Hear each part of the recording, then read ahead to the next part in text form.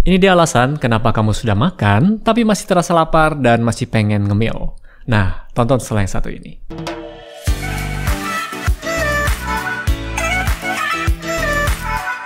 Halo Sobat Sehat, jumpa lagi dengan saya Dr. Sung, dan di video kali ini saya akan bahas tentang makan lagi, ya. Jadi kalau kita bicara tentang makan, sebagian besar penyakit yang ada di era modern sekarang atau di saat ini, itu berasal dari makanan yang kita makan. Ya, jadi apa jenis makanannya, kemudian berapa banyak yang kita konsumsi, berapa banyak yang kita makan, dan bagaimana tubuh kita bisa mengolah makanan tersebut. Kalau kita bicara soal makan, ini ada kaitannya dengan mereka yang ingin diet, ingin menurunkan berat badan, tapi kok susah dok? Ya, ini pengalaman dari pasien-pasien saya. Mereka ketika sudah habis makan dan kurang lebih sekitar 1,5 jam atau 2 jam kemudian, mereka terasa kok kayak belum puas gitu makannya.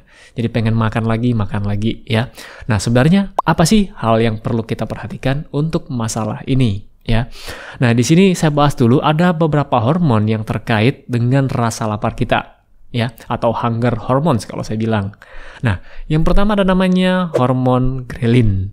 Kemudian ada namanya insulin dan kemudian ada namanya kortisol. Nah, mungkin Anda sudah pernah dengar ya, kalau kayak kortisol sudah sering saya bahas, ini hormon yang terkait dengan stres.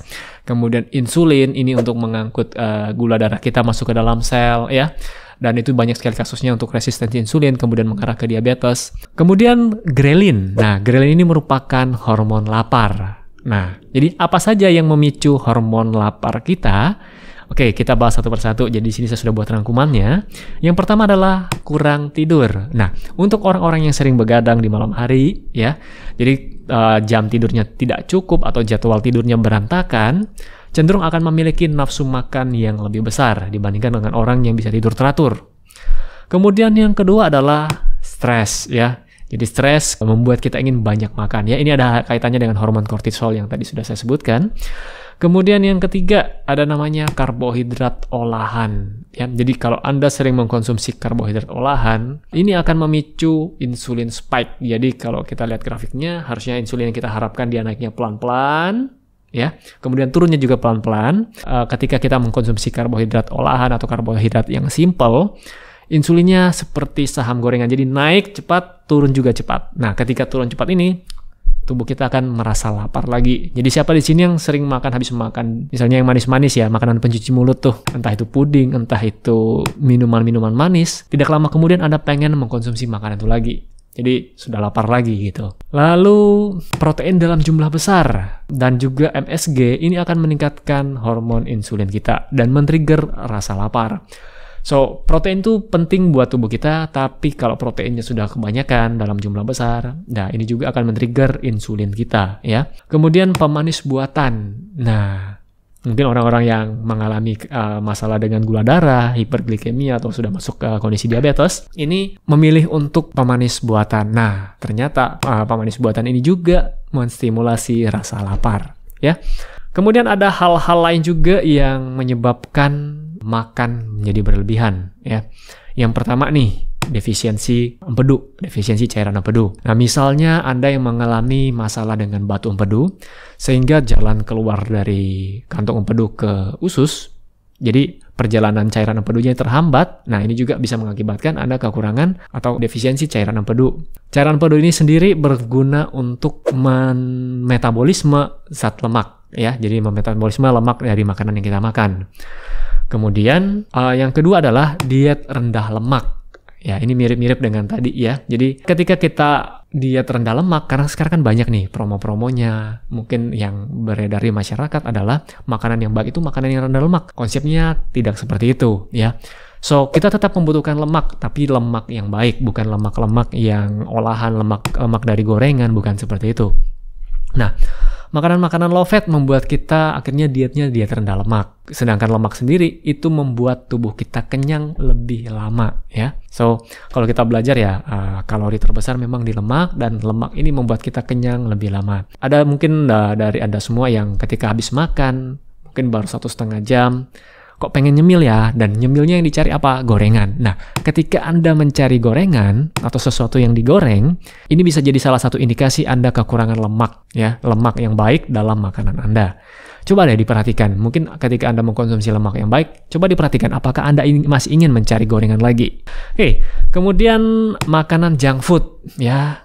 Jadi sebenarnya kalau kita bilang makanan junk food ini sudah makanan yang refined carbs, kemudian makanan-makanan yang tinggi gula biasanya. Garis besarnya adalah makanan yang tinggi kalori, tapi rendah nutrisi yang lainnya. Ketika kita mengkonsumsi makanan junk food, perut kita memang terasa kenyang, tapi tidak puas gitu. Masih ada keinginan untuk makan lagi, masih ada keinginan untuk nyemil lagi, karena nutrisinya tidak cukup, hanya kenyang di perut saja. Oke, kemudian faktor lainnya ada kebosanan, ya. Jadi ya orang-orang yang bosan, yang tidak ada kerjaan, ini terjadi pada saat pandemi, PPKM atau apalah istilahnya lockdown PPKM, ketika orang-orang hanya di rumah saja. Jadi yang dikerjakan hanya menonton televisi dan mencari makanan apa yang bisa dimakan. Ini saya juga banyak dapat pasien yang seperti ini. Datang itu sudah beratnya naik sekitar 5 kilo, ada yang 10 kilo, ada bahkan yang sampai 15 kilo dalam waktu 2 tahun. Kemudian kehamilan. Nah, kehamilan juga menyebabkan wanita yang hamil cenderung makan lebih banyak, ya. Oke, dan saya sarankan memang ada peningkatan jumlah porsi makanan, tetapi yang perlu diperhatikan adalah nutrisi dalam makanan tersebut, ya. Jadi buat si ibunya dan buat si janin yang dikandung. Oke, kemudian yang terakhir adalah level hormon leptin yang terlalu rendah. Nah, Anda perlu tahu kalau tadi saya sudah sebutkan ya, hunger hormone salah satunya adalah ghrelin. Nah, kebalikannya atau lawannya ghrelin adalah hormon leptin. Jadi tubuh kita pintar ya, jadi ada yang tugasnya untuk memberikan rasa lapar, ada tugasnya untuk memberikan rasa kenyang. Nah, yang tugasnya atau messenger atau hormon yang tugasnya untuk memberitahu tubuh kita sudah kenyang adalah hormon leptin, ya. So, di otak kita ada namanya hipotalamus, Anda bisa lihat gambarnya di sini.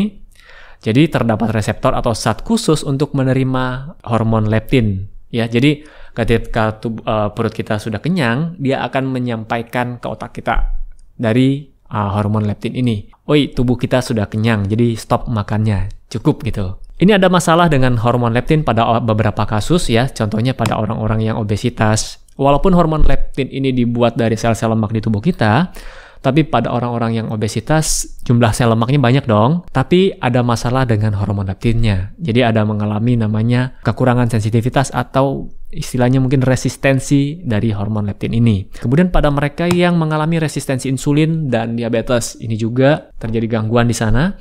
Kemudian mereka-mereka yang mengalami sindrom metabolik. Jadi cenderung untuk makannya lebih, saya bilang tidak aturan gitu. Sudah habis makan, sebentar-sebentar pengen makan lagi, sebentar lagi. Oke, jadi itu tadi hal-hal yang perlu Anda perhatikan ketika Anda susah sekali mengontrol nafsu makan Anda atau ketika Anda sudah selesai makan, ingin makan lagi. Saya sudah tadi bahas tentang hormon leptin, dan di video selanjutnya saya akan bahas bagaimana sih cara kita menaikkan hormon leptin kita. Supaya ketika kita habis makan dengan makanan yang benar ya, kita akan merasa kenyang dan ini bisa bertahan lebih lama. Dan saya akan bagikan tipsnya di video selanjutnya. Oke, saya rasa cukup dulu di video pada kesempatan kali ini supaya tidak terlalu panjang, dan buat Anda yang susah mencernanya bisa diulangi lagi videonya. Saya sudah berusaha menyederhanakan bahasa-bahasanya dan saya harap Anda bisa mengerti. Oke, sampai jumpa dan salam hebat luar biasa. Dan di video kali ini saya akan bahas tentang makan lagi ya. Jadi kalau kita bicara tentang makan, sebagian besar penyakit yang ada di era modern sekarang atau di saat ini itu berasal dari makanan yang kita makan ya. Jadi apa jenis makanannya, kemudian berapa banyak yang kita konsumsi, berapa banyak yang kita makan, dan bagaimana tubuh kita bisa mengolah makanan tersebut.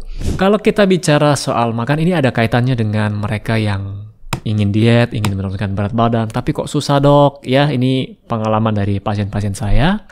Mereka ketika sudah habis makan dan kurang lebih sekitar 1,5 jam atau 2 jam kemudian, mereka terasa kok kayak belum puas gitu makannya. Jadi pengen makan lagi ya. Jadi apa saja yang memicu hormon lapar kita? Oke, kita bahas satu persatu. Jadi di sini saya sudah buat rangkumannya. Yang pertama adalah kurang tidur. Nah, kemudian yang kedua adalah